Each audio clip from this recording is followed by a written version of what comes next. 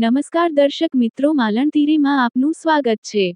Please પૂરો video જોજો, like કરજો, શેર કરજો અને અમારી ચેનલને સબસ્ક્રાઇબ કરજો। સનાતન હિન્દુ ધર્મનો પ્રખ્યાત અને આનંદમય તહેવાર હોળી દેશભરમાં ઉત્સાહ અને ઉમંગ સાથે ઉજવવામાં આવ્યો। મહુવામાં પણ હોળીનો તહેવાર ખૂબ જ ધામધૂમથી ઉજવવામાં આવ્યો હતો। ફાગણ માસની પૂર્ણિમાના દિવસે ઉજવાતો આ તહેવાર અસત્ય પર સત્યના વિજયનું પ્રતીક છે। હોળીની પૂર્વ સંધ્યાએ હોલિકા દહન કરવામાં આવ્યું હતું, જે અહંકાર અને અંધકારના નાશનું પ્રતીક માનવામાં આવે છે। મહુવા શહેરમાં સૌએ એકબીજાને હોળીની શુભેચ્છાઓ પાઠવી હતી। શહેર તેમજ ગ્રામ્ય વિસ્તારોમાં યુવાનો, બાળકો અને વડીલો સૌએ આનંદપૂર્વક તહેવારની ઉજવણી કરી।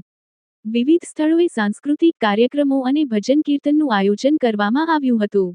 મહુવાની બજારોમાં રંગો અને પિચકારીઓની ભારે માંગ જોવા મળી હતી। પોલીસ તંત્ર દ્વારા સુરક્ષા માટે ખાસ વ્યવસ્થા કરવામાં આવી હતી।